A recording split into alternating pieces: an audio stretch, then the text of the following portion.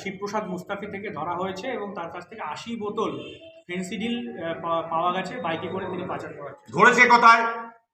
আমরা বলতে চাই, ওনাকে ধরা হয়েছে সিতাইতে। পুলিশ যখন স্পটে গেল, তাকে যখন তোলা হলো, সেই সময় কি ফেন্সিডিল বোতলগুলো ছিল না? সমস্তটাই চক্রান্ত। নিয়ে গিয়ে থানার ভিতরে গিয়ে বোতল দেখিয়ে সেখানে কেস তাদের বিরুদ্ধে দেওয়া হচ্ছে। তাহলে স্পটে কেন সেখানে রিকভারি দেখানো হলো না?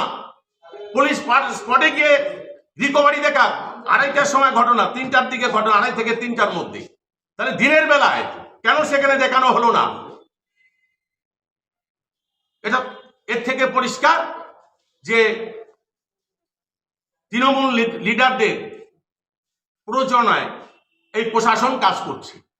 আজকে তৃণমূলের গায়ে কালি লাগানোর জন্য সুকুমার অজিত বর্মন এই কথা বলছেন। গতকালকে সুকুমার বর্মন নিজেও কিছু বলেননি, আজকে সুকুমার বর্মন বলছেন কেন? কালকে বলতে পারতেন। কালকে বলতে, যেহেতু আজকে তৃণমূলের গায়ে কালি লাগানোর জন্য চেষ্টা হচ্ছে, সেই জন্যই কথা বলছেন। এটা সম্পূর্ণভাবে পুলিশের ব্যাপার। পুলিশ উপযুক্ত ব্যবস্থা নিক। কে ফেন্সিডিলের ব্যবসা করে, কে করে না, কে গাঁজার ব্যবসা করে, পুলিশ এটা দেখবে, আইনের কাছে করবে।